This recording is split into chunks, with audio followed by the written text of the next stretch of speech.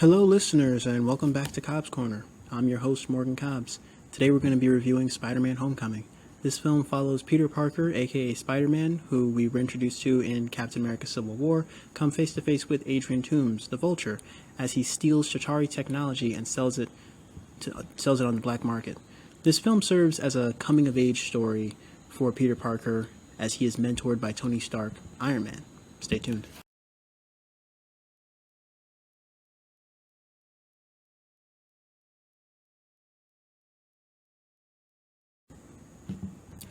The villain in this movie is a salvage operator named Adrian Toomes, played by Michael Keaton. As a salvage operator, he salvages junk left over from different disasters. He even salvages Chitauri technology left behind after the Battle of New York. And he has city contracts to salvage that whole operation, and then that whole operation is shut down by the Department of Damage Control, or DODC, a joint venture between the U.S. government and Stark Industries. Toomes becomes sort of like a Walter White figure, like Walter White for Breaking Bad, where he's now going from Avengers battle to Avengers battle and salvaging the debris and selling the weapons to buyers, most of which are criminals, in order to support his family. Like, we see that he's doing it all to support his family, so we can kind of see that, what he's doing is not right, but he has justifiable motives. Peter Parker, as Spider-Man, is sort of a working-class hero who just looks out for the little guy. We see a vlog that he put together documenting his involvement in the airport battle in Leipzig on Team Iron Man. Tony drops Peter back at home in Queens and allows him to keep the Spidey suit that he designed for Peter to wear in Captain America Civil War, making Iron Man a mentor figure for Peter. One night, while Peter's making his rounds around Queens, stops a Grand Theft bicycle, stops a guy from breaking into his own car, he witnesses an ATM robbery. The robbers are using weapons sold to them by Toomes that contain Chitauri technology. Spider-Man stops them after one of the weapons blasts through the walls of the bank, setting the bodega across the street on fire. Once Peter saves Mr. Delmar and his cat from the fire, he tries to tell Happy Hogan, who's kind of his point guy on all this, tells Happy about the situation, and Happy just writes off Peter and tells him to mind his business, stay away, feel free not to call back, I don't have time for this. Upon returning home, Peter unintentionally reveals to his best friend Ned that he is in fact Spider-Man. The next day, Ned constantly asks Peter all these different questions about being Spider-Man, and even tells everyone in their gym class how Peter knows Spider-Man. In gym class, they are required to watch instructional videos with Captain America wearing his 2012 era suit, even though Steve Rogers is still a wanted fugitive at this point, being that this movie takes place in 2016, just after the Sokovia Accords were signed. The school principal, Mr. Morita, is played by actor Kenneth Choi, who played Mr. Morita's grandfather, Jim Morita, one of the Howling Commandos in the first Captain America movie. We even see a framed picture of Mr. Morita's grandfather, Jim Morita, in his office. So this implies that Mr. Morita was on Team Cap during the Accord situation, being that he still requires his students to watch the Captain America instructional videos even after the Accord situation. Peter and Ned go to a party at this girl named Liz's house. Liz is a crush of Peter's, and the plan is for Peter to dress up as Spider-Man and show up at the party. Just as he's getting into his Spider-Man suit, he sees an explosion off in the distance and goes to investigate. Peter sees a weapons deal going down between a buyer and a few of Toomes' men. The deal is called off after Peter's phone rings and reveals his position, and Peter then chases down the henchmen, one of which calls himself the Shocker, a Spider-Man villain in the comics. Peter is caught by Adrian Toomes as the Vulture, who flies Peter pretty high in the sky and then just drops him into the water. Peter is rescued by the Iron Man Mark 47, which is remotely piloted by Tony Stark. Tony Stark was at some wedding in India at the time, so he was piloting this armor remotely. Tony tells him to stay close to the ground, and if he sees those weapons again, call Happy. Leave this Adrian Toomes fellow alone. There are people who handle this sort of thing. On his way back to the party, Peter finds a small glowing object and analyzes it in his shop class the next day. Peter and Ned realize that the weapons dealers are combining our technology, human technology, with alien technology. And after their class ends, Peter sees the same two guys that he saw the night before at the weapons deal at his high school as they followed the energy signature to the high school, and he then follows them and places a small tracking device on one of them and tracks them all the way to Maryland. This causes Peter to rejoin the academic decathlon team, which we saw him quit in an earlier scene, and go with them to the national competition in Washington, D.C. While in D.C., Ned helps Peter hack into the suit and unlock all of its features while removing the tracker. This is so that Tony and Happy don't know where Peter is going. Peter sneaks out of the hotel and finds two of the henchmen as they talk about the Triskelion disaster and the Lagos cleanup, confirming that these guys have been going from battle to battle and salvaging all of the tech that they can. As one of them put it, they keep making messes, we keep getting rich.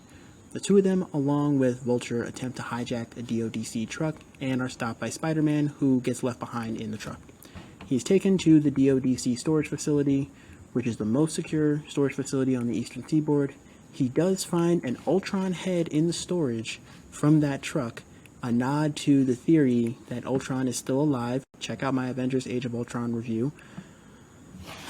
While trapped here, he learns all of the features of his suit, and after trying every possible combination on the time lock, finally escapes from the facility and makes his way back to the decathlon. He misses the competition, which his school, Midtown Tech, won first place, and they all head to the Washington Monument to celebrate.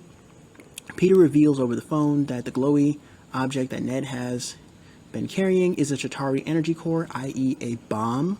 The energy core goes through an X-ray, which then activates it, and then once they get into the elevator, it explodes and it leaves everyone trapped in the elevator. Peter is able to save his friends from the explosion and the school celebrates Spider-Man the following week. Just as Peter's feeling great about things, he gets sent to the principal's office, and instead of being expelled, gets 2 weeks of detention. So, he got lucky. Peter sneaks out of his Saturday detention to go look for new leads on Adrian Toomes. He goes back in his video history in his suit and finds that the buyer from the weapons deal was a man named Aaron Davis, who Spider-Man Into the Spider-Verse fans will remember as Miles Morales' uncle, aka the Prowler. And he even calls his nephew and refers to him as Miles in a deleted scene, confirming that Miles Morales exists in the MCU. Peter finds Aaron and webs his hand to his car trunk and makes him tell him who the dealers were. Aaron gives Peter the name of Matt Gargan, aka Spider-Man villain the Scorpion in the comics, and tells Spider-Man that there's a deal going down on the 12 o'clock Staten Island ferry. And Spidey stops the deal before inadvertently causing one of the weapons to explode and blast out of control, causing structural failure to the ship. Spidey tries to grab all the strongest points of the ship and stop it from coming apart. We get a great shot of Spider-Man holding each side with just one web, mirroring the iconic Spider-Man stopping the train shot in Sam Raimi's Spider-Man 2 with Tobey Maguire. Just then, Iron Man shows up and pushes the ship back together and tells Peter that he's done enough. Tony meets Peter on a rooftop and after a stern speech, takes away Peter's suit. Peter tells Tony how he is nothing without the suit, which triggers Tony as he has a flashback to Iron Man 3, where he was away from his suits and away from his technology. Tony's response is that if you're nothing without this suit, you shouldn't have it. And Peter goes home to an angry and sad Aunt May, who says that she's been calling him all day. She called 5 police stations. She knows that he sneaks out every night. She knows that he snuck out of detention, and he has to tell her what's been going on. And Peter's response is that he lost the quote-unquote Stark internship, which is the cover story that he's been telling everybody to cover up for his, Spider-Man identity. Peter is now no longer living a double life as Spider-Man, as he serves his detentions, builds his Lego Death Star with Ned, and even asks Liz to the homecoming dance. Just when it seems as if Peter has hung up his Spider-Man identity for good, it's revealed that Adrian Toomes is in fact Liz's dad. Toomes drops Peter and Liz off at the homecoming and tells Peter to stay out of his business and go show his daughter a good time and forget that any of that whole Spider-Man stuff ever happened. I was so waiting for Adrian Toomes to say, "Don't mess with me, kid, because I'm Batman." All right, I mean, I know that wasn't actually going to happen, but as fellow DC fans will know that Michael Keaton, he played Batman in the Tim Burton Batman movies back in the 90s. Anyway, Peter goes into the dance and tells Liz how he has to leave her, choosing his Spider-Man identity over her. He grabs his web fluid that he hid underneath the lockers, changes into his DIY Spidey suit that we saw in back in Civil War, like his original Spidey suit that he put together himself. And he runs out to stop Toomes, but then he is stopped by the Shocker in the bus parking lot and he accidentally drops his web shooters. He is then saved by Ned, who gives Peter his web shooters back and allows him to escape. Peter left his phone in Toomes' car, and this allows Ned to track it and lead Peter to Toomes. Once he finds Toomes, Toomes gives Peter this whole speech about how the rich and powerful get to do whatever they want, and guys like them are left with nothing but their table scraps. And, we fight all their wars, they don't really care about us. Peter stands his ground and tells Toomes how selling weapons to criminals is wrong, and just then the Vulture's glider ends up chopping down a bunch of pillars, leaving Peter trapped underneath lots of rubble. While trapped, Peter hears Tony's line, "If you're nothing without this suit, you shouldn't have it." This line causes Peter to lift up the rubble and free himself, recreating the cover of Amazing Spider-Man number 33. Peter tracks down the Vulture, who wants to steal the tech from the moving plane, which was moving everything out of Avengers Tower in New York City to Avengers HQ in upstate New York. Like if you remember from Avengers Age of Ultron, Tony had sold Avengers Tower and they moved to Avengers HQ in upstate New York. So moving day's happening, and Toomes is hitting that last plane out of the former Avengers Tower. Peter stops the Vulture from hijacking the plane and crashes the plane at Coney Island. Peter leaves the Vulture webbed to all the technology that he tried to steal, and even leaves a note behind for Happy. The next day at school, Liz empties out her locker and reveals that her and her mom are moving to Oregon, and her dad didn't want them there during the trial. Peter apologizes to Liz and says how she hopes that Peter figures out whatever is going on with him. Peter says, I'm sorry if there's anything I can do to help. And then she says, I really hope that you figure out whatever's going on with you. The academic decathlon team celebrates the victory, and Mr. Harrington appoints Michelle, who says how her friends call her MJ, to be their new team captain. Quick side note, Mr. Harrington is played by Michael Starr, who also played the grad student that we saw in the computer lab way back in The Incredible Hulk. The grad student with the pizza. And Kevin Feige has retconned this character as also being Mr. Harrington. Same actor, same character, 2 different points in time. So, interesting continuity. Just then, Peter gets called to the boys' bathroom where Happy is waiting in there for him. Happy says how Tony wants to see him upstate and they have to go. Peter is brought to the Avengers headquarters, where we see Tony Stark offer him a spot on the Avengers roster, and we even see his Iron Spider suit, to which Peter declines. Peter declines the offer because he now realizes the value of technology and knows that he is not ready to join the team yet. Back at his apartment, he finds a paper bag that says, "This belongs to you, TS," for Tony Stark. He opens the bag, and it's the Spidey suit, which Tony had taken from Peter back in the second act of the film. Just then, it is revealed to Aunt May that Peter is in fact Spider-Man. Credits roll, and the film ends with 2 post-credit scenes. The first scene shows Matt Gargan meeting Adrian Toomes in prison, and Gargan reveals that he has some quote-unquote friends on the outside who would love to meet Spider-Man. This is a possible setup for the Sinister Six, which we have not yet seen on the big screen. The second post-credit scene is essentially a troll scene in which Captain America gives a PSA about patience, and how sometimes it leads to very little, and how sometimes you end up waiting for so long for something that is so disappointing in the end. So, just a fun little troll scene at the end.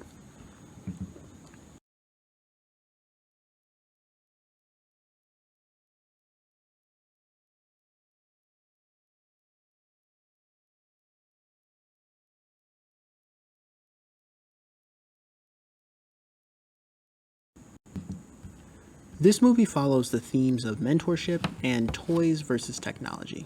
In Iron Man 3, we saw Tony begin to mentor Harvey by giving him new technology. We see Tony take Peter under his wing as a mentee in this film as well. A lot of people thought that this movie was going to be like Iron Man 4, but I like how sparingly Tony is used. Like, he only shows up essentially when he's needed throughout the film.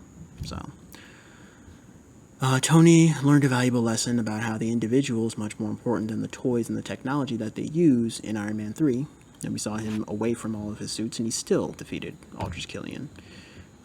Peter learns this lesson the hard way by constantly wanting to do more and be better, and wanting to be just like Iron Man, and wanting to be better than he already is. And this pushes him to hack a multi-million-dollar suit so that he could sneak around behind Tony's back and try to save the day.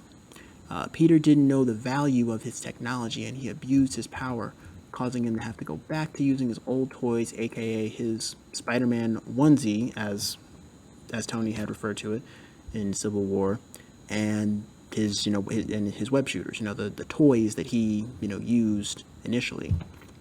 He's even able to take down the Vulture without the upgraded suit. The movie is a coming-of-age story in which Peter realizes that he himself is Spider-Man, and that with great power comes great responsibility, which is not explicitly said in the film, I know. Every other iteration of Spider-Man, like they actually say, with great power comes great responsibility. I like how this movie, they kind of skipped the origin story. Like, it's an origin movie without actually being an origin movie. It's like, yeah, okay, we all know Uncle Ben died, and, Aunt May, and especially, like, with the Homecomings, like, he's got all those nice clothes, probably belonged to Uncle Ben initially, so... but with great power comes great responsibility. Knowing this, he rejects the offer to join the Avengers because he realizes that he has much more to learn before he is actually ready to be an Avenger, whether he's using his old toys or upgraded technology. He wants to look out for the little guy, just a little bit longer.